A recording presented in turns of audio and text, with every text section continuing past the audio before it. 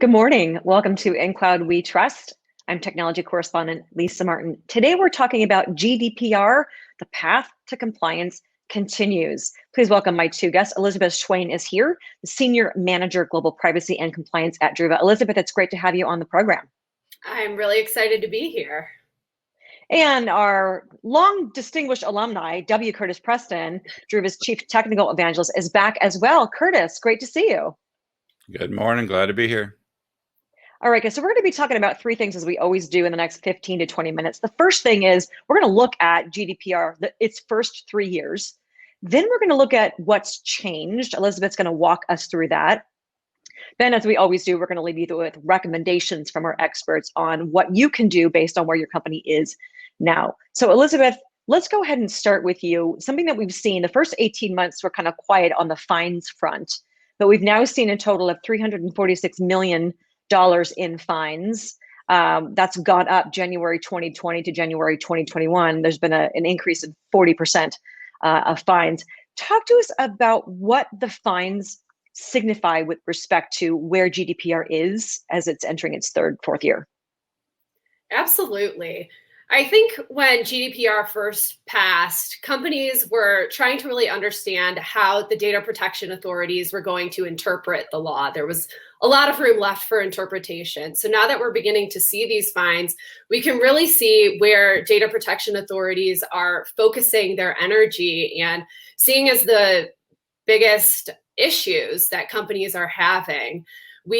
Over the last year, we've seen huge fines with big companies. Google and H&M were the two largest, and that was because of a lack of a legal basis for processing. So they had data and they were using it in a way that either they did not disclose to their consumers, or they initially disclosed this use of data and then began using the data in another way that they hadn't told their consumers about. So the data protection authorities figured this out essentially and tacked on huge fines to these companies.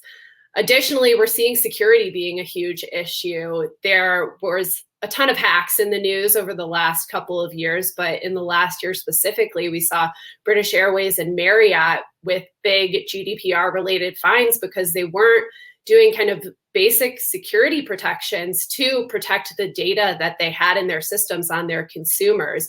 So when that data was leaked, some very delicate information about their consumers was leaked, and we saw the fines associated with that. It became a huge issue, and we're now getting a little bit more insight into how companies should protect their data and ensure that they don't receive these similar types of fines. So when you're talking about some of the basic security practices not being adhered to, if we think about that in context of the actual fine, I imagine for large organizations, a fine of up to 4% of their annual revenue might not be that big of a deal or that big of an influencer on them, obviously complying. So what is, Elizabeth? Exactly. To these huge companies, a 50 million repercussion is the mistrust that consumers are having. They are now expecting companies to be transparent about how they're using their data and give them control over how they use their data.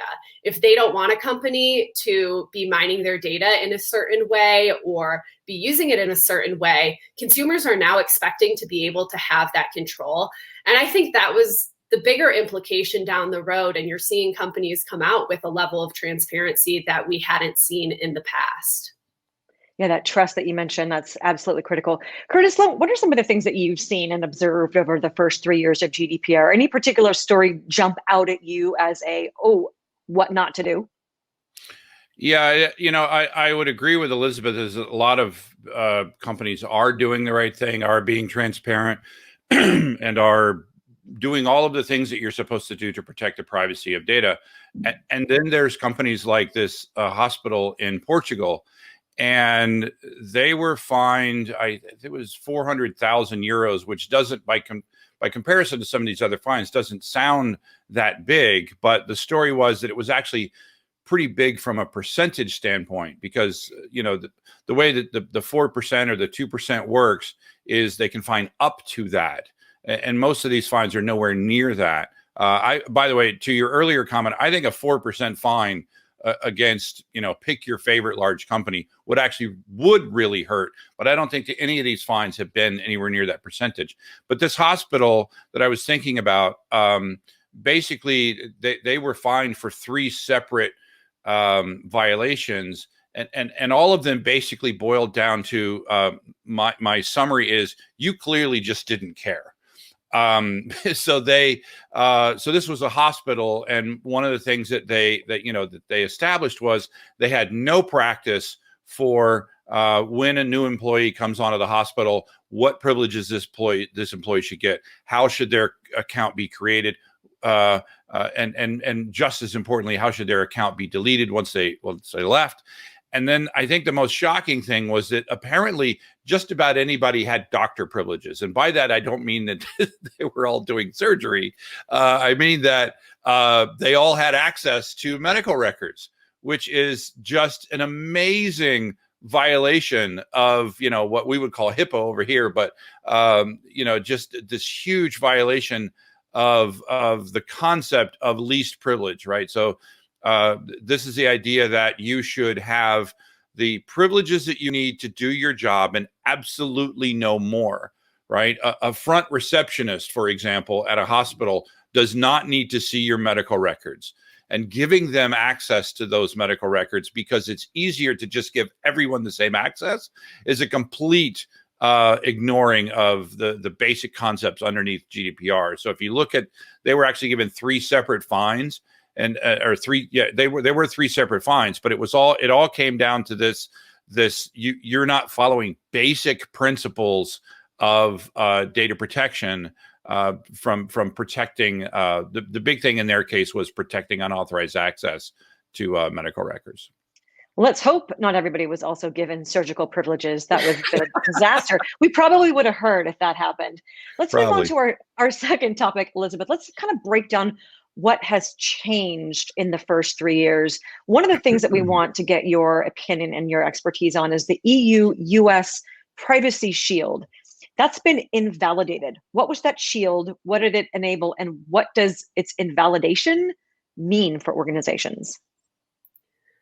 Privacy Shield was an agreement between the EU and the US. It allowed companies based in the US that were transferring data from the EU to the US to continue those transfers, essentially, as long as they were adhering to the Privacy Shield and the rules that the Privacy Shield set forth.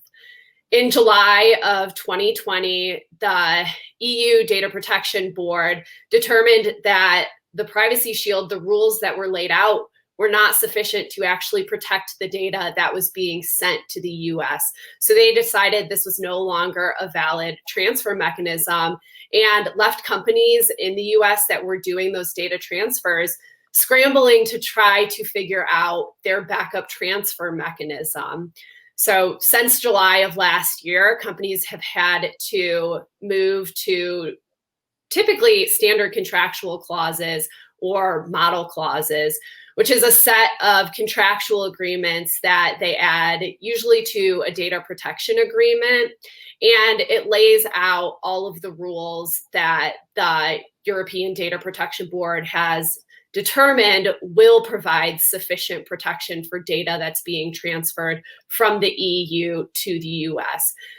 Until the EU and the US are currently working towards a new Privacy Shield agreement, but we're all waiting for that to actually come to fruition and are just kind of using the standard contractual clauses until that time comes. How long, so this was July of 2020, almost a year ago now.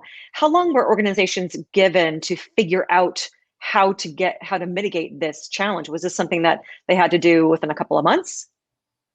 They did provide a transition period. So it wasn't like as of July or October, whatever, within 2 months, companies were going to start receiving fines. They did allow a transition period through what we thought was going to be the end of the year. And I believe they've extended that to July of this year to allow businesses to get those transfer mechanisms in place.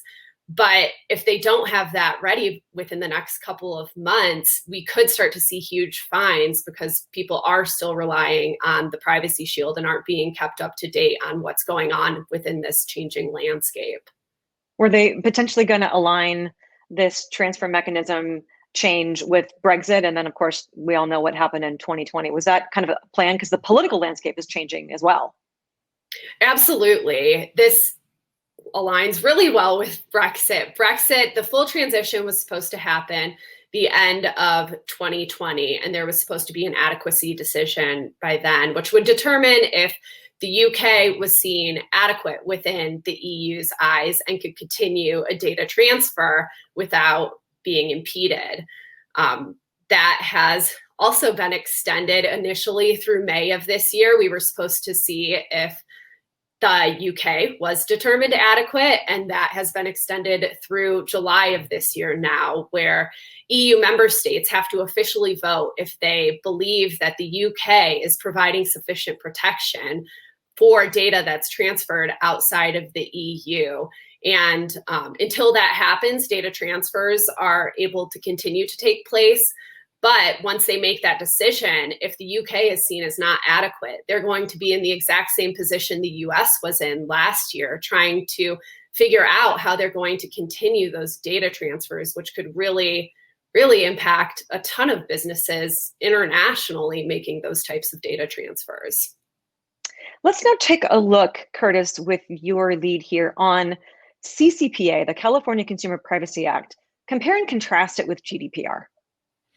I'd say it's clearly inspired by GDPR. The folks that wrote it clearly looked at, a lot of the protections.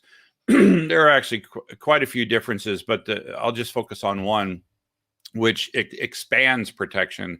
And that is that they took this concept of a data subject and they added to the sort of the standard list of people, the concept of a household. And so, if you think about all of the things that you are supposed to do from a protecting data, from a getting, permission to satisfying discovery requests, asking for what data do you have on me and deleting that data, all of these things, they can also apply to a household. And it definitely, if you're an American and you haven't been focusing on the GDPR, it will come as quite a surprise.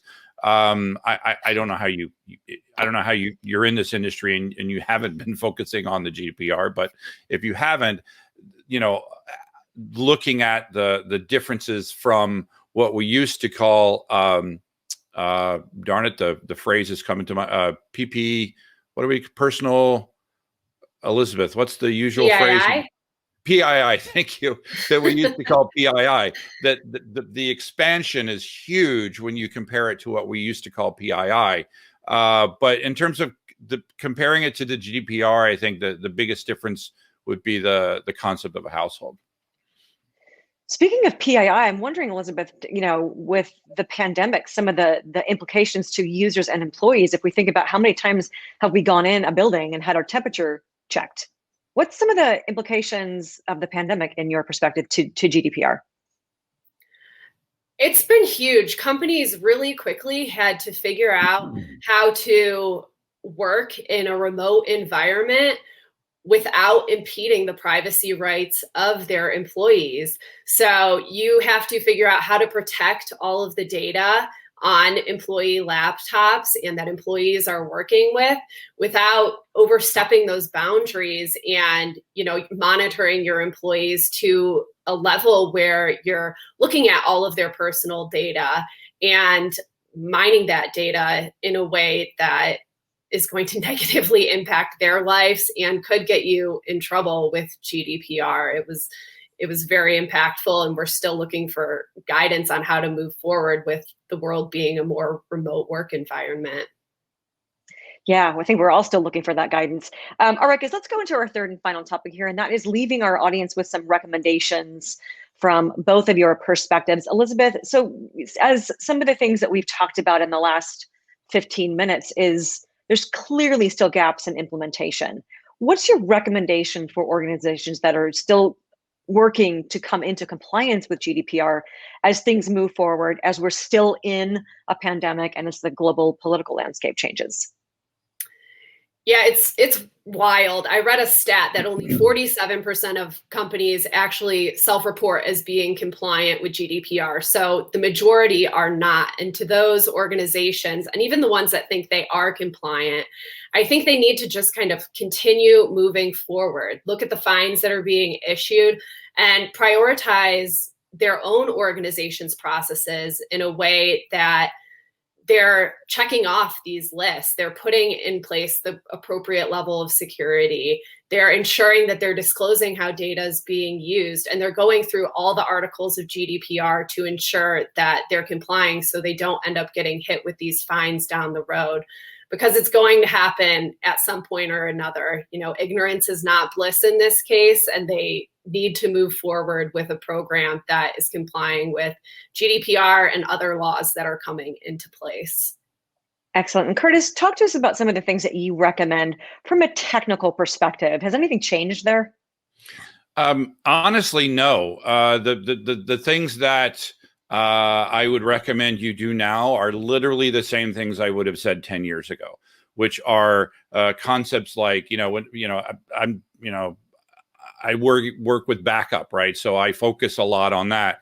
You should not be making plain text backup tapes. Well, honestly, you probably shouldn't be making backup tapes, period. But if you're making backup tapes and you're handing them to a man in a van, they better be encrypted, right? The other thing, if you're transferring data across the wire, it should be encrypted along the way. Your backup system should be separated as much as possible in many ways from your production system. It should be, if possible, a different operating system than the one that you're normally running in your data center. I'm not a fan of running that backup system on Windows because it's such an attack of ransomware at this point. I'm also, and yes, I know that I work for a SaaS data protection company, but I really like the idea of not having any backup servers on-prem, right? If you could have a backup system that protects all of your data, encrypts all of your data, and gets all of it off-site, so that if the worst happens, you're not going to be attacked in the way that you would normally be attacked. Again, these are all things that I would have said 10 years ago. But now you just have yet another reason to do that. And that would be my final advice, is to take these things like the GDPR, like CCPA. And by the way, there are, 10 other countries and states that have or are enacting similar regulations. Look at where you live and see if you can use these regulations to finally do the thing that you've always wanted to do from a security and data privacy perspective, but maybe you were just always told to go pound sand because it costs too much. I want to wrap up your part, Curtis, with the fire that OVH Cloud had just a couple of months ago. What are some lessons learned there that organizations need to be paying attention to? If you haven't heard of the OVH fire, OVH was the largest cloud provider headquartered in Europe, and their Strasbourg, I can't say that with the appropriate French accent, their Strasbourg data center was completely destroyed. I mean, it was just obliterated in this massive fire that was actually big enough that the smoke damaged the nearby data center. And what we saw was that, once again, there were many companies who, I don't understand how they do this, but they believed that data protection was part of what OVH was doing for them, right? They hadn't paid for any backup services, and they just thought it was going to be backed up. Or they were doing backup, but they weren't following the basic concept of the 3-2-1 rule and getting that data offsite or, to another region in the cloud world. But the worst was actually OVH was actually providing contractual backup services for some companies. And they said that it was triple replicated and physically isolated. Well, it turns out that physically isolated just meant that it was in a different server in the corner. And so many companies lost everything in this fire. And so I guess the lesson here is, the same thing we've always said. The cloud providers are not just magically solving the laws of physics and the rules of data protection. And two, if you are paying for a data protection service, make sure you get, in writing and you verify as much as possible that the data is truly physically isolated, that it is off-prem, that it is in another region. This weird language of physically isolated, what does that mean, right? Learn and get in writing that your data is truly protected offsite. Absolutely. Ask all those questions. Question from the audience, Elizabeth, for you, how much do the SCCs and the Privacy Shield differ? I think the overall concepts are very similar, but the standard contractual clauses are much more prescriptive. They outline exactly how they want you protecting the data. They outline audit rights. They give both parties very prescriptive ways of how they need to act. And additionally, the standard contractual clauses are a contractual agreement. So the data controller has rights or is able to take legal action against their data processor with whom they have these contractual agreements with, in the event that they find that they're not adhering to them. Got it. Thanks for that. And I want to thank you both for joining me this morning. A very interesting topic. There's a lot of lessons that have been learned so far, and there's still a lot of work to do. Elizabeth and Curtis, thank you for joining me on today's program. Thank you for having us. And we're going to be back in 2 weeks with a new topic. We hope you have a nice, healthy, and safe Memorial Day weekend if you're in the US, and we look forward to seeing you in a couple weeks. I'm Lisa Martin for Elizabeth Schwain and Curtis Preston. Thanks for watching.